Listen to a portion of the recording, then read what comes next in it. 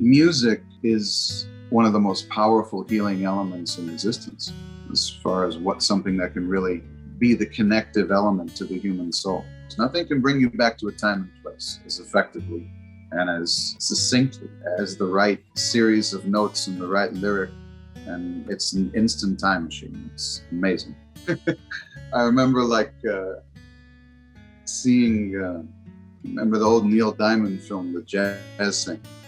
Believe it or not, that performance of Coming to America on that, stuck with me at that time.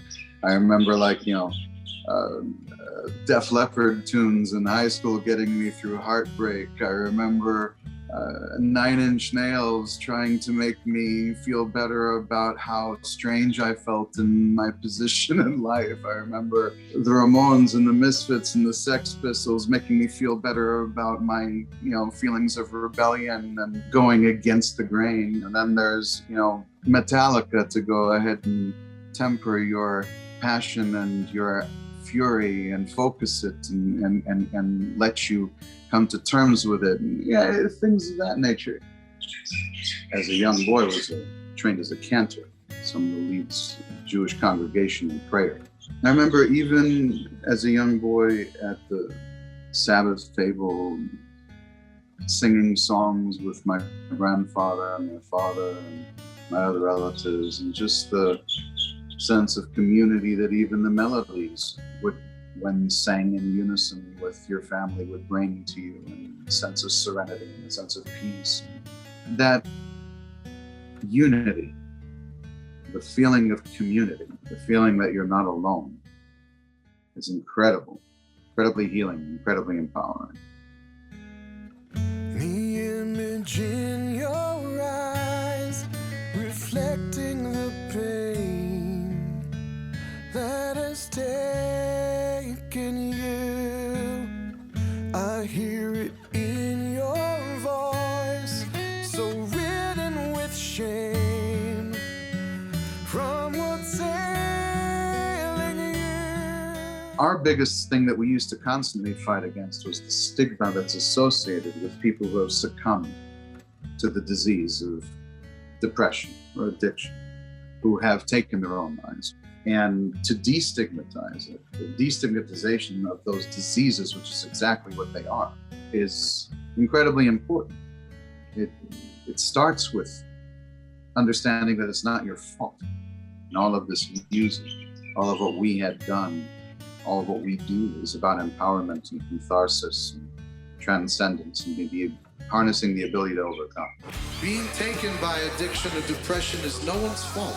It is not something for you to be embarrassed of.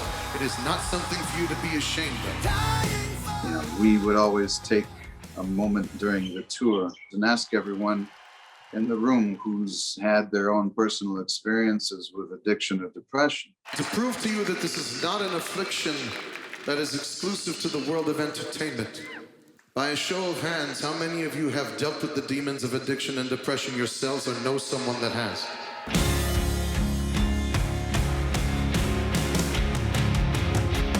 Now take a look around at this arena.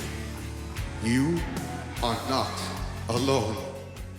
The loneliness, the isolation, that is the most dangerous element of depression. If you let those emotions fester inside, they poison the body. Having other souls lit up by the same frequency at the same time does something to a person. And to realize that you have a community that's tied together, bound through music, that is able to generate what in essence is the largest group therapy session in existence. It's an amazing thing. We're in this together, my brothers and sisters, my blood, and it's up to us to take a stand, to make a pact here, tonight, that we will not wait until the day of our beloved's funeral when we are standing in front of their casket and the words keep echoing through your mind, I wish I would have. I know I found therapy helpful when I underwent. I've never been ashamed to say it, and I'm still not. It is helpful. Sometimes things like music, as powerful as they may be, are not enough. And so what it takes for one person to heal is not the same as what it may take for another. But in all instances, therapy, I believe, is helpful. You know, it's funny.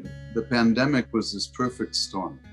It enabled both aspects of the spectrum. The people who couldn't stand being isolated and the people who can't wait to be isolated. It's a tough time because first you were constantly harped on to accept the new normal.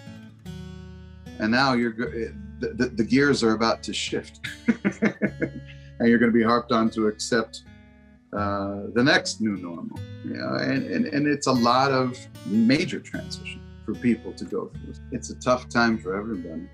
I hope that we can get back to a time where we can celebrate music in a live environment the way that it was meant to be done once again, safely. But just knowing that people can utilize what you've created and are continuing to utilize what you've created to both deal with and empower and transcend and remember is incredible. It's a gift, truth be told. It truly is.